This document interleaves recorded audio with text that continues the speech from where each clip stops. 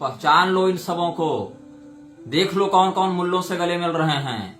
इसमें अवधेशानंद भी है, और जो राजेंद्र दास कहते हैं ना, परम पूज्य संत, एकदम जो साक्षात भगवान कृष्ण के एकदम परम सन्निकट भक्त हैं, कार्षणी गुरु शरणानंद, वो देखो कैसे मुल्लों से गले मिल रहा है।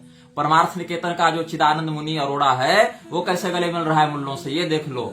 और ये जो मोहन भागवत है, ये सब जो रामदेव हैं, कैसे मुल्लों से मिले जुले हैं सार्वजनिक रूप से, ये देख लो। संत की निंदा नहीं कर रहे हम, ये सब जो पाखंडी सनातन धर्म को खोखला कर रहे हैं और खुलेआम मुल्लों से ऐसे साठ गांठ रखते हैं, उन पाखंडियों के विरुद्ध हम अभियान चला रहे हैं, जो तुम मुर्दों को कभी समझ में बात नहीं आएगी। क्या कहा गिरधर मिश्र ने, जिसको तुम लोग रामभद्राचार्य के नाम से जानते हो, क्या कहा उस व्यक्ति ने? संस्कार चैनल पर जो कल परसों की कथा आ रही थी उसकी, कहा कि हमको नए समय का नया आचार्य चाहिए, जो आज के आधुनिक समय के अनुसार परिभाषा करके शास्त्रों को बताए। यही भाव था उसके कहने का ना, कि नए समय के अनुसार नई परिभाषा होनी चाहिए। यही बात मोहन भी कह रहा था कि शास्त्रों को बदल दो। तो हमको तो तुम लोग हिंदू एकता तोड़ने वाला बता रहे थे। अब जो मोहन भागवत है, वो जो कहता है कि प्रत्येक मस्जिद में मंदिर क्यों देखना, तो कोई अगर ऐसा सोचेगा कि हम इस प्रकार का आंदोलन करेंगे तो वो हिंदुओं का नेता बन जाएगा, ये संभव नहीं है। तो हिंदुओं का नेता बनने की ठेकेदारी केवल संघ की है क्या? अरे संघ तो अपने गुलामों से मुसलमानों का पैर धुलवा दे। संघ वो चीज है कि वोट बैंक के कारण तो वो कुछ भी करवा दे ना, और नाम लगा दे सनातन धर्म का। तुम मोहन भागवत के बयानों को देखो, क्या कहता है। उसके लिए हिंदू धर्म का अर्थ हिंदू नहीं है, उसके लिए कहना है उसका कि जितने भी मत हैं, जितने भी पंथ हैं, जितने मजहब हैं, जो भी भारत में, सब हिंदू है। तो कल को वो तुम्हारी बेटी का विवाह मुल्लों से करवा देगा और कहेगा कि चूंकि मूल्य भारत में रह रहे हैं इसलिए वो भी हिंदू हैं। ये उसकी मानसिकता है, और तुमको लगता है कि ये तो हिंदू धर्म के रक्षक हैं। ऐसे अब तुमको भ्रम हो गया है।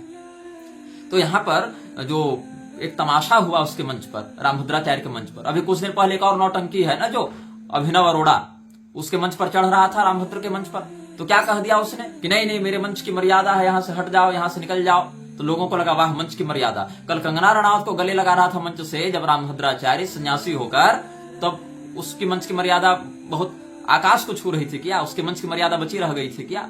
या जितने भोगी विलासी व्यभिचारी उसके चेले हैं, और ये सब जो उत्तराधिकारी इत्यादि हैं, जो कितनी बार तो अनैतिक संबंधों के कारण प्रशासन के हत्थे चढ़े, लेकिन राजनीतिक चापलूसी कर करके ये सब बच जाते हैं। तो ये सब तो वैसे अभिनेता अभिनेत्रियों को, चरित्रहीन लोगों को अपने पास बुलाते ही रहते हैं। और मुर्दों के लिए, जो खुद को हिंदू बता रहे हैं, जो अंतर वस्त्रों में नाचने वाली जो कंगना है, जिसके घर वाले मना कर रहे थे, फिर भी उसने बीफ खाया और सबके सामने घोषणा की कि हम बीफ खा रहे हैं, और उसके बाद मुल्लों से खुलेआम गले मिलती है। उसको आज का हिंदू हिंदू शेर नहीं बताता है, और रामभद्राचार्य उसको मंच पर गले मिलता है त्रिदंडी सन्यासी का वेश बनाने के बाद। अभी बताओ, सिखों में एक संस्था होती है, अकाल तख्त पर जो बैठते हैं, पंजाब के पूर्व मुख्यमंत्री तक को उन लोगों ने यह कर दिया, पंजाब के पूर्व मुख्यमंत्री तक को, कि तुम अगर सिख जो भी मान्यताएं हैं उसके विरुद्ध जाओगे तो तुमको शौचालय साफ करना पड़ेगा। क्या तुम यह कल्पना कर सकते हो कि नरेंद्र मोदी को जेल भेजने की बात करने वाले पुरी के शंकराचार्य की बात को नरेंद्र मोदी या उसके समर्थक स्वीकार करेंगे, यह कहकर कि हिंदुओं के जो आचार्य हैं वो इस प्रकार का अनुशासन बता रहे हैं, हिंदू होने के नाते नरेंद्र मोदी को मानना चाहिए? नहीं मानेंगे। अकाल तख्त क्या करती है? जो उनके 5 जो गद्दियां हैं, उसके अंतर्गत कोई भी सिख किसी दूसरे सिख के विरुद्ध यह शिकायत कर सकता है। वहां आपको मतलब नहीं कि आप रिक्शा चला रहे हैं कि आप देश के प्रधानमंत्री हैं, उससे मतलब नहीं।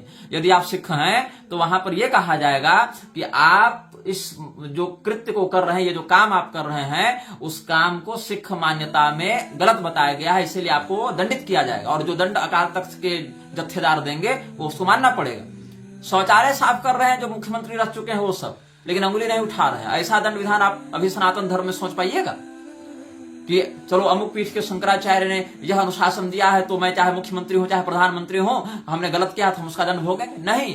यहां तो नेता को भगवान बताया जा रहा है कि हम मोदी जी तो विष्णु भगवान के 11वें अवतार हैं, नॉन बायोलॉजिकल अवतार हैं। अपनी माँ की कोख के प्रति जिसकी कृतज्ञता नहीं रही, जिसने 9 महीने अपने कोख में रखा, उस माँ के प्रति जिसकी गद्दारी हो रही है, कैमरा के सामने फोटो दिखाने के लिए केवल अपनी माँ से मिलने जो व्यक्ति जाता रहा, हम बहुत बड़े मातृभक्त हैं, बुढ़ापे में उसकी मां नोटबंदी में लाइन में बेचारी लगी रही घंटों, ये दिखाने के लिए हम बड़े सरल हैं। उसकी मां के कोख के प्रति कृतज्ञता नहीं है, कहता हम नॉन बायोलॉजिकल हैं।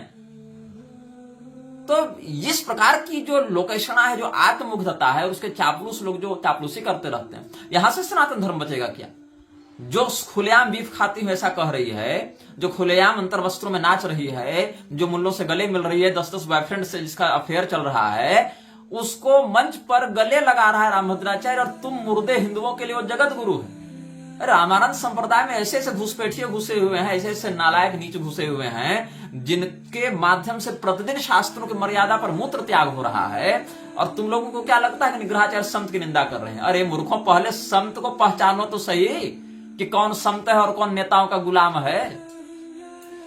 जो स्वयं खुलेआम कह रहा है कि 500 मुसलमान परिवार हमारे मित्र हैं, हम तो मानवता के पुजारी हैं। ये जो भाषा है, ये भाषा सेकुलर भाषा जो है, ये पॉलिटिशियंस इनको नचा रहे हैं खिलवाड़ कर, इनको इतना पैसा वो दे रहे हैं, इनको इतना प्रोटोकॉल वो दे रहे हैं। अभिनव अरोड़ा और रामभद्राचार्य को जो झगड़ा हुआ मंच पर, उससे क्या हुआ? उसको तुरंत प्रशासन की सुरक्षा मिल गई। प्रशासन की सुरक्षा मिल गई किसके पैसे से? तुम्हारे जनता के टैक्स के पैसे से वो अभिनव अरोड़ा रील बना के नाच रहा है, हिंदू धर्म को कलंकित कर रहा है, और पुलिस वाले बेचारे उसकी सुरक्षा करते घूम रहे हैं कि संत है। नितिन गडकरी उसको पुरस्कार दे रहा है कि संत है, सम्मानित कर रहा है। ये तो हाल सनातन धर्म का, ये तो कॉर्पोरेट बाबाओं ने तांडव मचा रखा है। तुम जिनको महामंडलेश्वर और जगत गुरु और पीठाधीश्वर बताए घूम रहे हो, बटेंगे तो कटेंगे का नारा देकर कह रहे हो हिंदुओं को एकजुट करो, तुम्हारे कथित संत और गुरु तो खुलेआम मुल्लों और मूल्यों से गले मिल रहे हैं, खुलेआम सनातन धर्म के विरुद्ध काम करने वालों से गले मिल रहे हैं, और तुम्हारी खोपड़ी में इतनी सामान्य सी बात समझ में नहीं आती। तो इससे यही सिद्ध है कि तुम मुर्दे हो, और मैं मुर्दों को नहीं जगा सकता, मैं सोए हुए को जगा सकता हूं, और उन्हीं मुर्दों में से मैं हिला हिला कर जांच कर रहा हूं कि शायद कोई संभवतः कोई जिंदा बचा हो जो हमारे स्पर्श से चैतन्य हो जावे। लेकिन उसमें 100 व्यक्ति में से एक ही व्यक्ति मिलता है जो बेहोश है, बाकी तो 99 मुर्दे मिलते हैं। आगे सारा प्रमाण हम डाल चुके हैं, तुम स्वयं देख लो। ये समस्त चलचित्र आस्था चैनल और इंडिया टीवी चैनल के सौजन्य से प्राप्त हुए हैं, और इसका कॉपीराइट उन्हीं लोगों के पास है। इंडिया टीवी और आस्था चैनल के साभार संदर्भ के साथ हम इन चलचित्रों को प्रयोग कर रहे हैं इस वीडियो में। ये मसलने वाला विषय जो हमने बोला है, वो किसी मुसलमान के लिए नहीं बोला, एक हिंदू व्यक्ति के लिए ही बोला, जब उसने संतों पर उंगली उठाई थी। और बोलना हमें मौलिक अधिकार है, हम भी भारतीय नागरिक हैं। मुसलमानों से कुछ परेशानी है? बिल्कुल भी नहीं, हमारे तो मित्र भी हैं। मैंने तो ये भी सुना कि आपकी बहन की शादी एक मुसलमान से पैसे लेकर सहयोग आपने दी। करवाई। आज भी हमारा मित्र, अभी 5 दिन पहले ही मिला, चाय भी पी, और हमारा लगभग 500-600 मुसलमान परिवार है जो आत्मा से जुड़े हैं।